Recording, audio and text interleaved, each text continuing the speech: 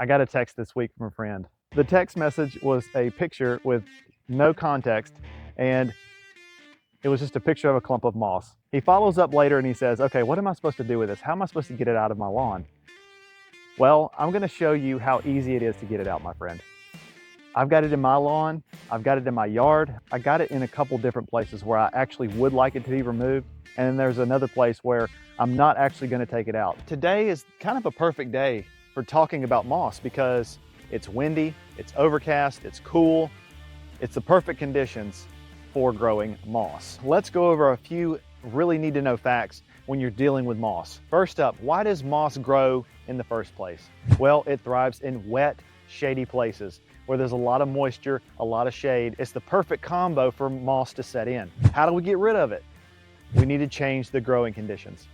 So we want to prune back trees, try to get more sunlight into the area. We want to try to improve the drainage, so we can do that by aerating. And we want to release that soil compaction there that's likely causing less roots to take hold for our grass, loosen up the soil, and that way the roots from the grass can take hold and take over that mossy area. Now that we fixed the soil issue and we've gotten to the root cause, what we want to do is try to remove it. We can remove it by using a scarifier or a rake. You can also use a chemical. Chemicals are really effective if you want to go that route. You won't kill your grass, and then you can also remove the moss. Once you get the moss out of the lawn, you may want to reseed. You may need to replug if you've got a warm season grass that can spread. So if you've addressed the shade issue, the drainage issue, the moss long-term is going to go away. There's one place over here that I want to show you that I don't think I'm going to do a whole lot with because it's a place where it's shady. There's not a whole lot of grass that's going to grow there anyway. I want to cover it with something, and moss is the next best thing, I guess. Okay, let's have a look at this area that is growing some moss. And the reason why it's growing moss is because it's right here beside this fence line. We're in the backyard. We're covered with an area of trees, this whole tree line back here that was behind me earlier. So just a lot of shade right in here. It's not conducive for any Bermuda grass to grow here. So even back in here, it's really thin. And yes, I need to work on that. So do I want to kill this off? No, I don't. And I'll tell you why. Nothing else is going to grow there right now. So I'm going to leave it. There's also another place in my lawn in the backyard here where I think I need to take it out. And I've actually tried to take it out in the past, but it still kind of is hanging around, and I want to get it gone for good. So this is the area that we're going to treat. Now, if you do nothing else, if you just want to put a product on it and walk away from it, this would be it. So this is Moss X by Scotts.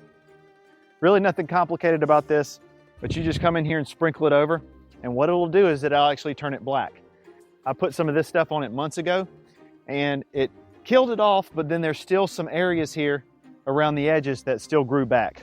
So I'm going to use this right here as a manual aerator, and then I also need a rake. The first thing I'm going to do here is use this rake and rake up what I can. Comes off, see how it comes up off the ground pretty easily, and I'm not doing a whole lot of damage to the grass. Just raking right off the top of the ground. Pretty much all that moss has been raked up. It came up very easily. And I'm gonna hit this spot. Nice and easy.